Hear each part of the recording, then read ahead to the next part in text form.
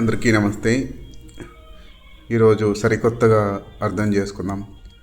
ధ్యానంలో కూర్చోవడం ఎలా ఉంటుంది, కళ్ళు మూసుకుంటే ఎలా ఉంటుంది. సో మొదట్లో స్థిర సుఖాసనంలో కూర్చోవాలన్నాం కదా. ఎటువంటి ఇబ్బంది లేకుండా, ఒకవేళ మధ్యలో ఇబ్బంది అనిపించినా మన శరీరాన్ని అడ్జస్ట్ చేసుకొని తిరిగి హాయిగా కూర్చోవాలన్నమాట. ఏమాత్రం ఇబ్బంది ఉండకూడదు. సో ఆ విధంగా ధ్యానంలో ఉన్నప్పుడు ఈ నుదుటి భాగం దగ్గర, కళ్ళ దగ్గర ఏమాత్రం టెన్షన్ ఉన్నా వెంటనే రిలాక్స్ చేసేయాలన్నమాట.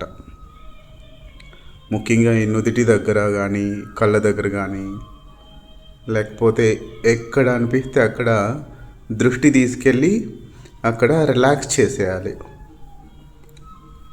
సో ఆ విధంగా తర్వాత శ్వాస మీద ధ్యాస పెట్టుకోవాలి.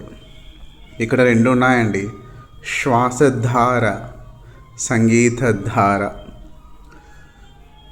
రెండు ఏకం అవ్వాలి. సంగీతం పాటికి అలా వదిలేయకూడదన్నమాట. ఆ సంగీతంతో ఉండిపోవాలంతే. అంటే షార్ట్ అనాలిసిస్ చేయాలన్నమాట. ఆ ఫ్లూట్ సౌండ్ ఎలా ఉంది, సితార్ కానివ్వండి, తబలా, మృదంగం, వయోలిన్, ఆ ఇన్స్ట్రుమెంట్స్ నుండి వచ్చే టోన్స్కి ఒక భావం ఉంటుంది. ఆ భావాన్ని కంటిన్యూగా ఎంజాయ్ చేయాలి. అలా వదిలేయకూడదు అన్నమాట. కంటిన్యూగా మ్యూజిక్తో ఎంగేజ్ అయిపోవాలి. ప్రతి క్షణం అలా ఎంగేజ్ అయిపోవాలి. ఎందుకంటే ఆ సంగీతంకి ఒక భావన ఉంది.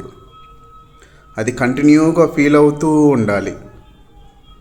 అది ఒక ధార లాగా, సంగీత ధార అంటాం. ఎందుకంటే దృష్టి అక్కడ ఉంటేనే వింటూ ఆటోమేటిక్గా మనకు ఆ భావం ఫీల్ అవుతాం. ఏదో కళ్ళు మూసుకొని అలా వదిలేయకూడదు అనమాట. సంగీతాన్ని, ఆ కాంబినేషన్ ఆఫ్ ఇన్స్ట్రుమెంట్స్, ఆ వచ్చే శబ్దాలని కంటిన్యూగా ఫీల్ అవ్వాలి. అట్ ది సేమ్ టైం మన శ్వాస మీద ధ్యాస కూడా ఉంటుంది. సో ఇది జాగ్రత్తగా చేయాలి. అంటే ఎంత ఏకాగ్రత ఉండాలి అంటే, ఒక సూదిలో దారం ఎక్కిస్తే మన శ్వాస ఆగదన్నమాట. కాసేపు ఆ రంధ్రంలో వెళ్ళిన తర్వాతే ఆ శ్వాస మళ్ళీ వస్తుంది.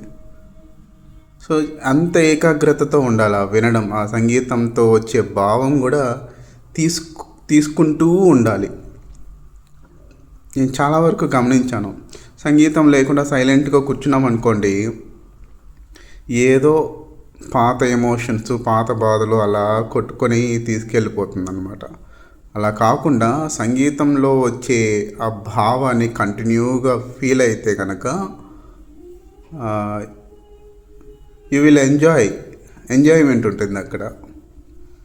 ఏమాత్రం సంగీతాన్ని అలా పక్కన పెట్టేయకూడదు అనమాట. వింటూనే ఉండాలి క్షణం.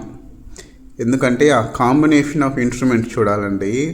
ఆ తబలా, వయోలిన్ వెంటనే వస్తూ ఉంటాయి. అన్నిటినీ క్యాచ్ చేసుకోగలగాలి. విని ఆ భావం తీసుకోవడం.